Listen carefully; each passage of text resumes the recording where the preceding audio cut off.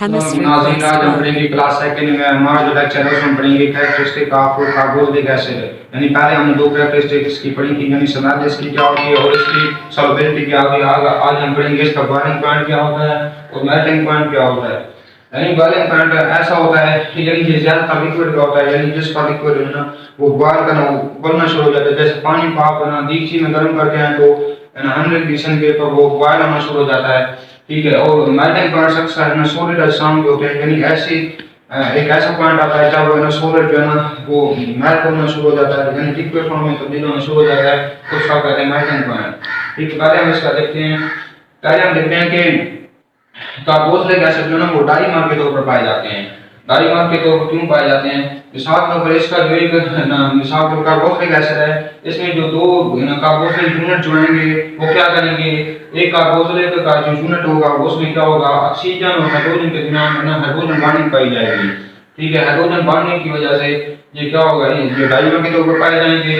इनके दरमियान जो यानी ये हाइड्रोजन बॉन्डिंग ज्यादा स्ट्रॉन्ग होने की वजह से इनके जो बॉइलिंग पॉइंट्स होंगे वो ना ज्यादा होते जाएंगे, ठीक है। यानी जितने ये यूनिट आप ज्यादा लेते जाएंगे इनके बॉइलिंग पॉइंट बढ़ते जाएंगे, क्योंकि इनके दरमियान हाइड्रोजन बॉन्डिंग ज्यादा पाई जाएगी। यानी जो एक कार्बोक्सिलिक ग्रुप का जो कार्बोक्सिलिक यूनिट जो है उसके ऑक्सीजन के ऊपर पॉजिटिव नेगेटिव चार्ज पैदा होता है, और जो कार्बोक्सिलिक का जो एसिड का जो दूसरा यूनिट है उस पर हाइड्रोजन का पॉजिटिव चार्ज पैदा होगा। इनके दरमियान जो हाइड्रोजन बॉन्डिंग पाई जाएगी, इसकी वजह से जैसे आप यूनिट ज्यादा लेते जाएंगे ये हाइड्रोजन बॉन्डिंग ज्यादा होगी, जिसकी वजह से इनको ना उबालना मुश्किल होगा, यानी इनका बॉइलिंग पॉइंट ज्यादा होगा।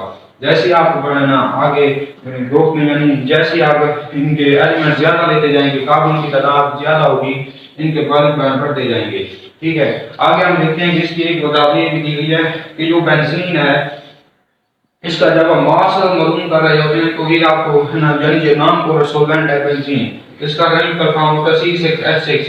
जब इसका आप मास मालूम कर रहे होते हैं तो ये आपको ये जाहिर कर रहा होता है कि ये कार्बोक्सिलिक एसिड है, यानी इसमें हाइड्रोजन बॉन्डिंग नहीं पाई जाती, ठीक है। जबकि जो कार्बोक्सिलिक एसिड हैं ये डाईमर के तौर पर पाए जाते हैं, क्योंकि इनके दरमियान क्या एक कार्बोक्सिलिक यूनिट और दूसरे कार्बोक्सिलिक यूनिट के दरमियान हाइड्रोजन बॉन्डिंग पाई जाती है, ऑक्सीजन और हाइड्रोजन एटम के दरमियान।